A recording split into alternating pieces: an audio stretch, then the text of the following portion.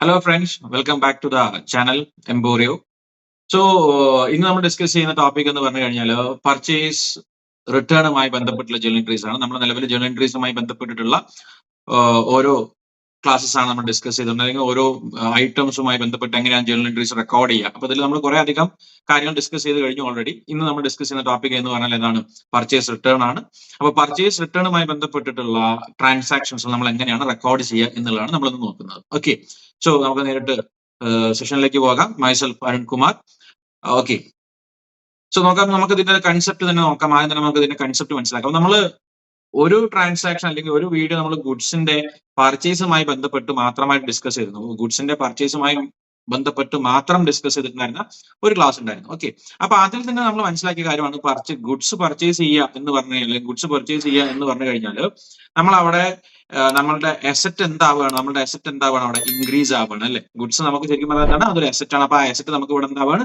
Increase ആവുകയാണ് ചെയ്യുന്നത് അല്ലെ? അപ്പൊ അസറ്റ് ഇൻക്രീസ് ആകുന്നുണ്ടെങ്കിൽ നമ്മൾ എന്താ ചെയ്യുക? നോർമലി അതിനെ ഡെബിറ്റ് ചെയ്യണം എന്നുള്ളതായിരുന്നു നമ്മളുടെ ലോ. അപ്പൊ ആ law, rules of debit and ക്രെഡിറ്റുമായി ബന്ധപ്പെട്ടിട്ടുള്ള സംശയങ്ങൾ ഉണ്ടെങ്കിൽ നിങ്ങൾ എന്ത് ചെയ്യുക?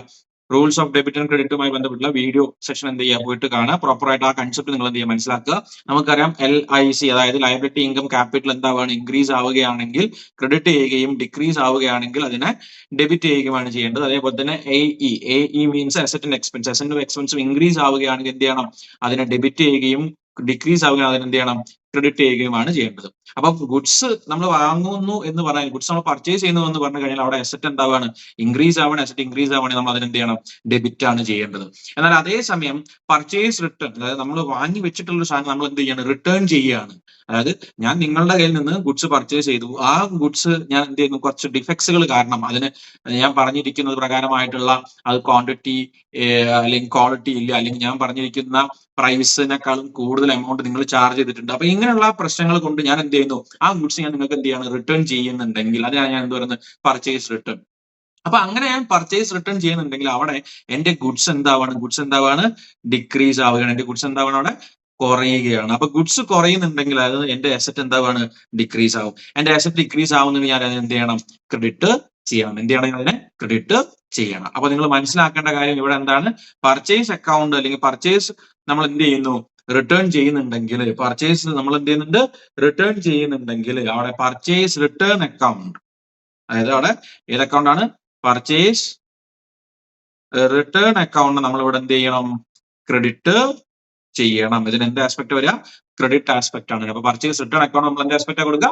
ക്രെഡിറ്റ് ആസ്പെക്ട് ആണ് കൊടുക്കുക. ഏത് ട്രാൻസാക്ഷൻ വന്നാലും, പർച്ചേസ് റിട്ടേണുമായി ബന്ധപ്പെട്ട ഏത് ട്രാൻസാക്ഷൻ വന്നു കഴിഞ്ഞാലും അവിടെ പർച്ചേസ് റിട്ടേൺ അക്കൗണ്ട് നിങ്ങൾ എന്താണ് ചെയ്യുക? ക്രെഡിറ്റ് ആണ് ചെയ്യുക. ഓക്കെ, ഈ ഒരു കൺസെപ്റ്റ് നിങ്ങൾ മനസ്സിലാക്കി വെക്കുക. ഇനി നമുക്ക് നേരിട്ട് എന്ത് ചെയ്യാം? ഇതിന്റെ ട്രാൻസാക്ഷനിലേക്ക് പോകാം. ഫസ്റ്റത്തെ ഇല്ലസ്ട്രേഷൻ നമ്മൾ നോക്കാം. Goods purchased for cash earlier, now return, spelling mistake ഉണ്ട്, now returned to the seller. അതായത് നമ്മൾ ആദ്യം ക്യാഷ് കൊടുത്ത് വാങ്ങിയിട്ടുണ്ടായിരുന്ന ഗുഡ്സ് ഞാൻ എന്ത് ചെയ്തു? ഇപ്പൊ റിട്ടേൺ ചെയ്തു. ആർക്ക് റിട്ടേൺ ചെയ്തു? സെല്ലർക്ക് റിട്ടേൺ ചെയ്ത് കൊടുത്തു. ഓക്കെ, അപ്പൊ അങ്ങനെ ആകുന്ന സമയത്ത് എനിക്കറിയാം ഞാൻ ആദ്യം മുൻകൂട്ടി ക്യാഷ് കൊടുത്തിട്ടാണ് വാങ്ങിയിട്ടുള്ളത് അല്ലെ? പിന്നീട് ഞാൻ എന്ത് ചെയ്തു?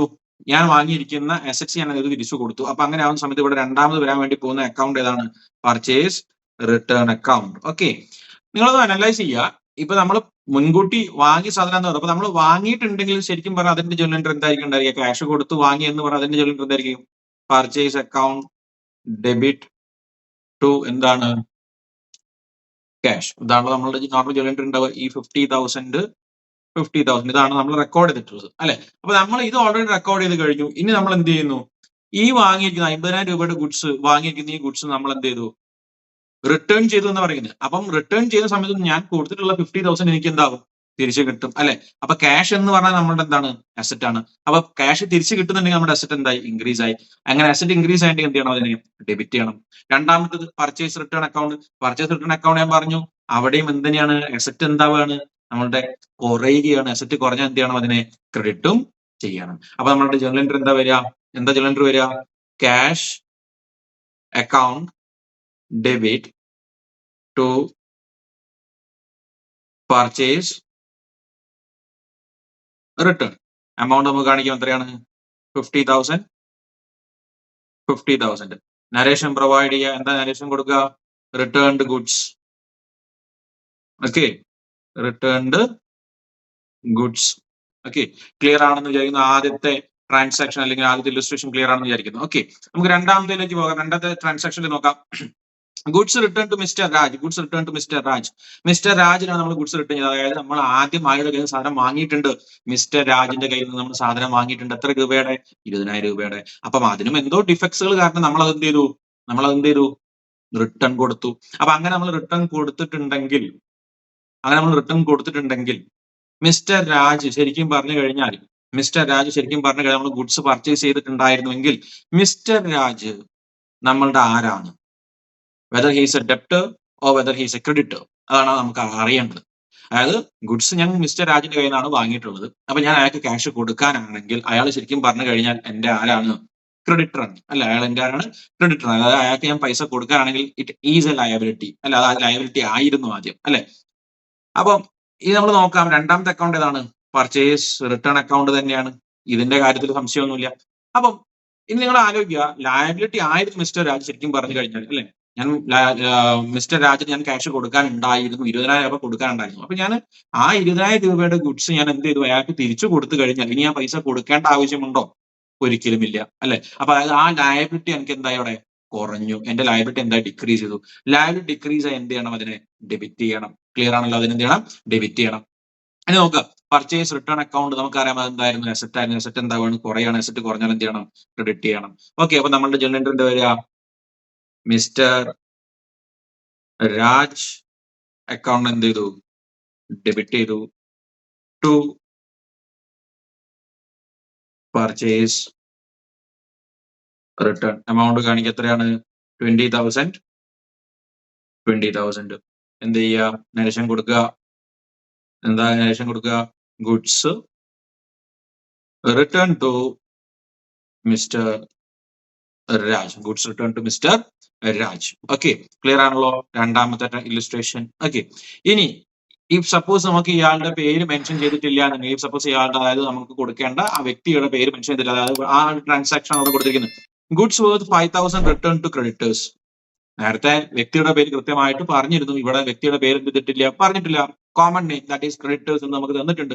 അപ്പൊ അതുകൊണ്ട് നമുക്കറിയാം ഇതെന്താണ്? ഒരു അക്കൗണ്ട് ഏതാണ്? ക്രെഡിറ്റേഴ്സ് ആണ്. ലയബിലിറ്റി ആയിരുന്നു. ഇനി ക്യാഷ് കൊടുക്കണോ? വേണ്ട. ലയബിലിറ്റി കുറഞ്ഞു. എന്ത് ചെയ്യണം? ഡെബിറ്റ് ചെയ്യണം. രണ്ടാമത്തെ അക്കൗണ്ട് ഏതാണ്? പർച്ചേസ് ആണ്, അല്ലെ? പർച്ചേസ് റിട്ടേൺ അക്കൗണ്ട് ആണ്. അപ്പൊ പർച്ചേസ് റിട്ടേൺ അക്കൗണ്ട് എന്തായിരുന്നു? നമ്മളുടെ അസറ്റ് എന്താവാണ്? കുറയാണ്. അസറ്റ് കുറയുന്ന സമയത്ത് എന്ത് ചെയ്യണം? ക്രെഡിറ്റ് ചെയ്യണം. അപ്പൊ അങ്ങനെയാണെങ്കിൽ ജേർണൽ എൻട്രി എന്താ വരിക? ക്രെഡിറ്റേഴ്സ് അക്കൗണ്ട് ഡെബിറ്റ് ടു ഏതാണ്? Purchase return. എമൗണ്ട് എത്ര വരിക? 5,000. ഓക്കെ, നരേഷൻ പ്രൊവൈഡ് ചെയ്യുക. Goods returned. Okay, narration provide ചെയ്യുക എന്താണ്? Goods return.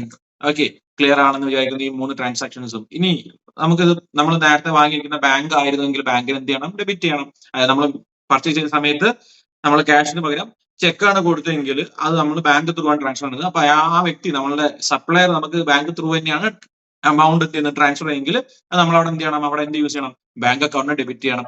ഈ ഒരു പർപ്പസ് മാത്രമേ ഇതിൽ അറൈസ് ചെയ്യുന്നുള്ളൂ. ഓക്കെ, അപ്പൊ ഇത്രയുമാണ് പർച്ചേസ് റിട്ടേണുമായി ബന്ധപ്പെട്ടിട്ടുള്ള ജേർണൽ എൻട്രീസ് അറൈസ് ചെയ്യുക, അല്ലെങ്കിൽ ട്രാൻസാക്ഷൻസ് അറൈസ് ചെയ്യുക in exam point of view. Okay, അപ്പൊ ഈ കാര്യങ്ങൾ വളരെയധികം വ്യക്തമായിട്ട് മനസ്സിലായിട്ടുണ്ടെന്ന് വിചാരിക്കുന്നു.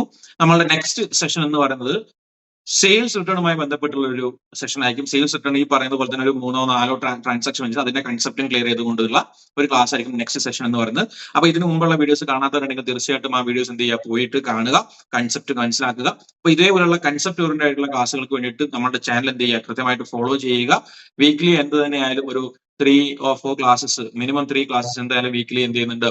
നമ്മൾ പ്രൊവൈഡ് ചെയ്യുന്നുണ്ട്. അതോടൊപ്പം തന്നെ നമ്മളുടെ ചാനലിന്റെ ഷോർട്സിൽ അവിടെ ജേർണൽ എൻട്രീസുമായി ബന്ധപ്പെട്ടുള്ള, മാനേജ്മെന്റുമായി ബന്ധപ്പെട്ടുള്ള, മാർക്കറ്റിംഗുമായി ബന്ധപ്പെട്ടുള്ള, അതായത് കൊമേഴ്സുമായി ഓറിയന്റഡ് ആയിട്ട് വരുന്ന പല ടൈപ്സ് ഓഫ് ക്വിസുകൾ നമ്മൾ എന്ത് ചെയ്യുന്നത്? കണ്ടക്ട് ചെയ്യുന്നുണ്ട്. എല്ലാ ക്വിസുകളും ഒന്ന് എന്ത് ചെയ്യുക? ഗോ ത്രൂ ചെയ്യുക. അപ്പൊ നിങ്ങൾക്ക് ഇപ്പൊ ഹയർ സെക്കൻഡറി ലെവലിലൊക്കെ ആണെങ്കിൽ നിങ്ങൾക്ക് ഒരു 1 മാർക്ക് ക്വസ്റ്റ്യൻസ് നിങ്ങൾക്ക് എന്ത് തന്നെയാലും ആ ഭാഗത്ത് നിന്ന് കിട്ടും എന്നുള്ളത് ഷുവർ ആണ്. സോ അതും കൂടി നിങ്ങൾ എന്ത് ചെയ്യുക? ഒന്ന് സബ്സ്ക്രൈബ് ചെയ്ത് നമ്മുടെ ചാനൽ ഫോളോ ചെയ്യുന്ന സമയത്ത് കൃത്യമായിട്ട് ഷോർട്സും കാര്യങ്ങളൊക്കെ എന്ത് ചെയ്യുക? നിങ്ങൾ നോക്കുക.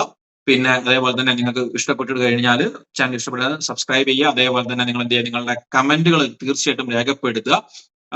ഇനി പ്രോപ്പർ വീഡിയോസ് ഡിഗ്രി ലെവലുമായി ബന്ധപ്പെട്ട ക്ലാസ്സുകളോ മറ്റുള്ള കാര്യങ്ങളോ ഇതിന് ടോപ്പിക്സ് നിങ്ങൾക്ക് വേണമെന്ന് തോന്നുന്നുണ്ടെങ്കിൽ കൃത്യമായിട്ട് കമന്റ് ബോക്സിൽ രേഖപ്പെടുത്തുക.